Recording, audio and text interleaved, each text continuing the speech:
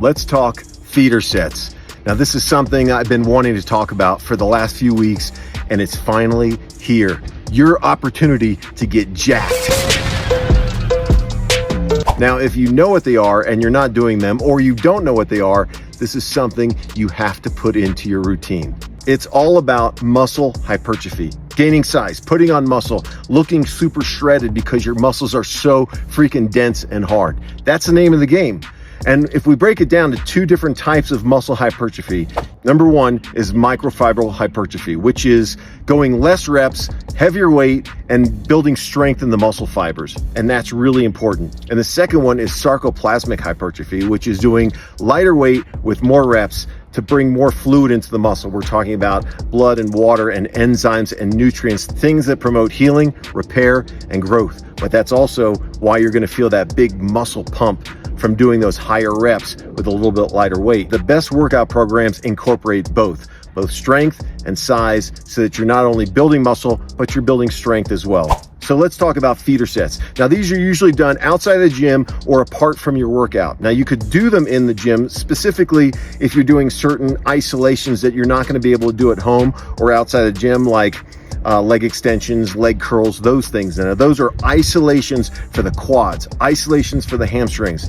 But I find that the best feeder sets are things that you could do at home with a light pair of dumbbells. And we're talking about 10 to 15 pound dumbbells. You really don't have to go heavier than that. And the reason why is that you're gonna go yard on your reps. And when I say yard, I'm talking about yards as in a football field, 100 reps. There's nothing better than being home outside in the sun, doing 100 reps of curls and just getting a massive pump in your biceps. I'm talking about doing so many reps that it hurts deep in the bicep. Or if you're doing triceps, the same thing. Okay, now I'm gonna take you in the gym and I'm gonna show you some really good examples of feeder sets that you could do either in the gym on your own time, away from your workouts, or at home with a light pair of dumbbells. All right, let's go. All right, of course I had to start with 2-arm dumbbell curls.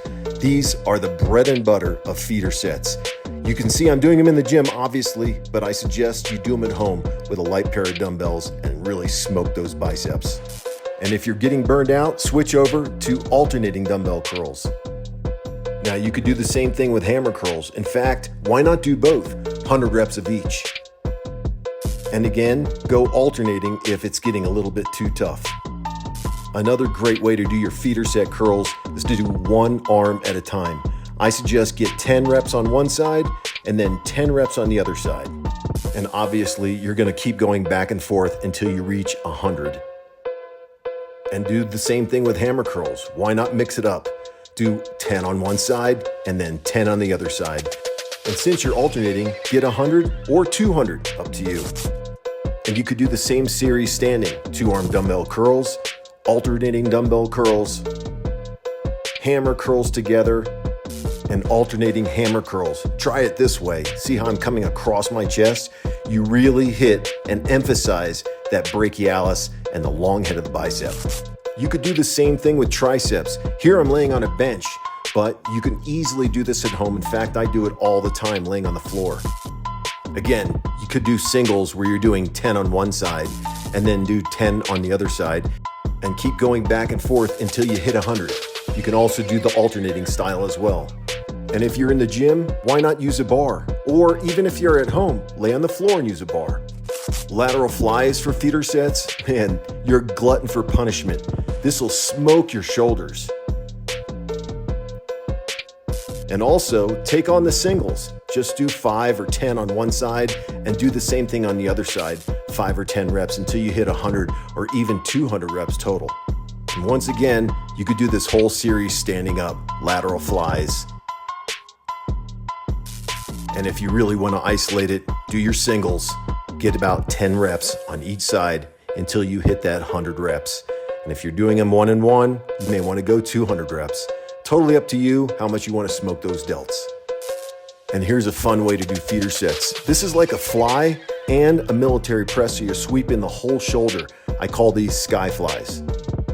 Now, if you're doing your feeder sets at home, chances are you've got bands laying around. This is a great way to hit biceps. You could stand on them and do 2-arm curls, do alternating curls. These will really smoke those biceps. And then of course, donkey kickbacks with bands as well. 100 reps. And this is a great one for rear delts. Hook them high and do high rear delt pulls. These are killer. Okay, the next one I obviously do in the gym because it's a seated row machine, and isolation on the back, doing feeder sets, killer baby. And then extensions, can't go without isolating those quads.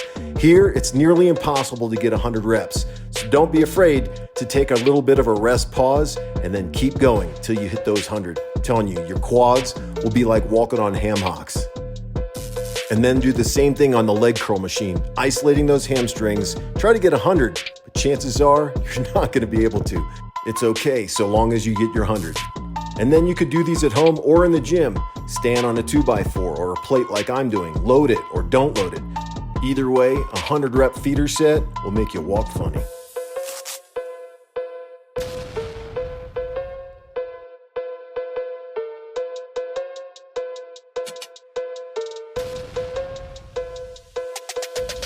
So there you have it. Feeder sets. I hope you incorporate these, make some muscles, and get great results. Until next time, you guys take it easy. I'll talk to you later.